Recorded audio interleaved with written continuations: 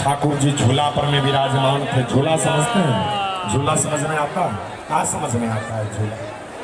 झूलने वाला अनहर गुरु बता चेला मन गोर दिए ठेला। झूला का मतलब है झूलने वाला। अरे भैया कौन कह दिया झूला का मतलब है झूलने वाला? कभी कभी अकेले में बैठ करके चिंतन कीजिए। झूला समझते हैं? झूला हमारे ठाकुर जी कहाँ बैठते हैं? झूला पर बैठते हैं। झूला का शाब्दिक अर्थ क्या होता है? अच्छा एक बात बताइए, झूला आगे चलता है और पीछे चलता है। झूला का दिशा सीधा। कभी झूला को ऐसे ऐसे चलते घूमते हुए देखे हैं? भगवान जिस झूला पर में बैठते हैं ये झूला पीछे जाता है और पीछे से पुनः आगे आता है। इसका तात्पर्य क्या है? भगवान कहते हैं जिस संसार में हम तुमको भेजे हैं इस संसार में संजोग और वियोग हमेशा लगा रहेगा। इसलिए संजोग पर कभी प्रसन्न मत होना और वियोग में कभी दुखी मत होना, क्योंकि संजोग और वियोग से अगर अलग रहोगे जीवन में प्यारे हमेशा सुखी रहोगे और संजोग वियोग के चक्कर में पड़ जाओगे जीवन भर रोते रोते मर जाओगे। ठाकुर जी का झूला जब आगे आता है तो यह है संजोग का प्रतीक और यही झूला जब पीछे जाता है यह है वियोग का प्रतीक। ठाकुर जी कहते हैं कि संजोग और वियोग में मध्य में हम बैठते हैं। कहाँ बैठते हैं? संजोग और वियोग के मध्य में बैठते हैं, मध्य में।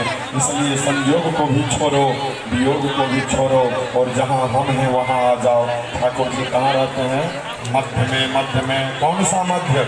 अब चलिए कबीरदास के यहाँ, हम ब्रह्मवैवर्त को भी रहने दीजिए, चलिए कबीर के यहाँ कौन सा मध्य?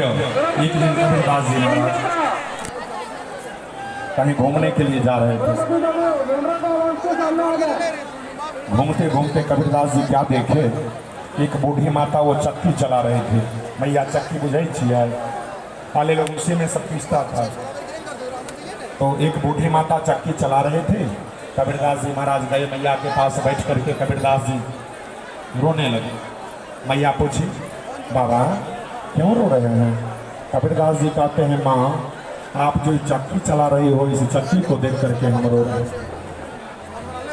मैया बोली ये तो हमारा रोज का काम है, चक्की तो हम रोज चलाते हैं, लेकिन इस चक्की को देख करके आज तक कोई रोया नहीं और इस चक्की को देख करके आप क्यों रो रहे हैं? तो कबीरदास कहते हैं मैया चलती चाकी देख के, चलती चाकी देख के दिया कबीरा रोए, दो पाटन के बीच में साबुत बचान को। मैया रो हम इसलिए रहे हैं इसमें जो भी दाना पड़ जाता है सब दाना पिस करके नीचे गिर रहा है। यही स्थिति हम मानवों का है। जीवन रूपी जो ये चक्की है इसमें भी दो पाटे लगे हुए हैं, एक है सुख और एक है दुख। इस जीवन रूपी चक्की, ये जीवन रूपी जो चक्की है इसमें भी दो पाटे हैं, एक पाटा का नाम है सुख और एक पाटा का नाम दुख। ये जीवात्मा जब इस चक्की में आ जाता है सुख और दुख रूपी चक्की में, ये जीवात्मा पिस जाता है, जीवात्मा का कल्याण नहीं होता।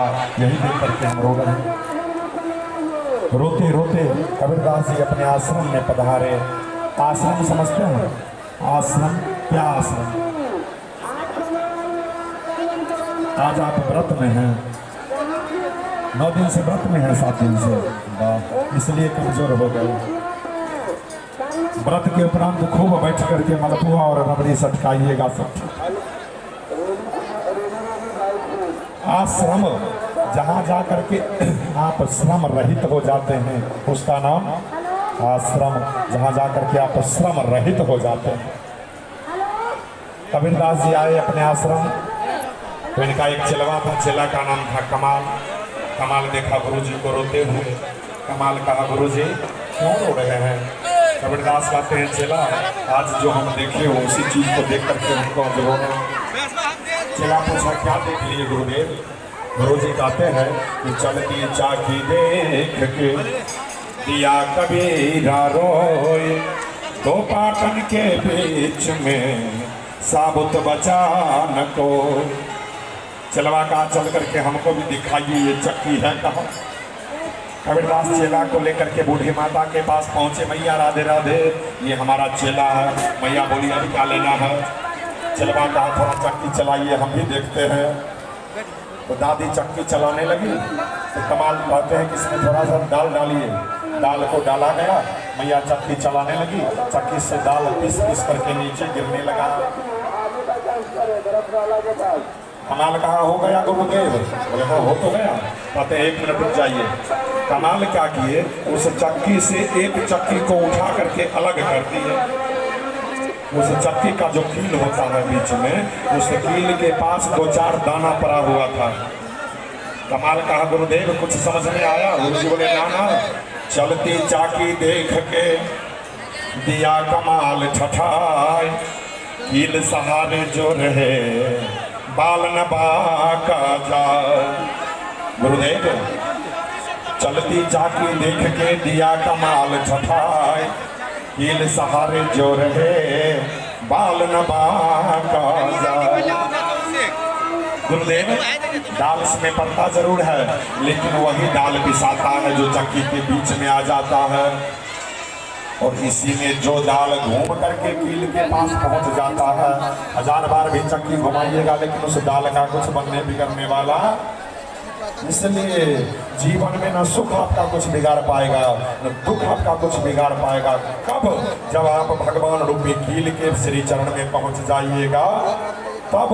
इसलिए ठाकुर जी कहते हैं कि झूला पर जो बैठते हैं पीछे जाना वियोग है, आगे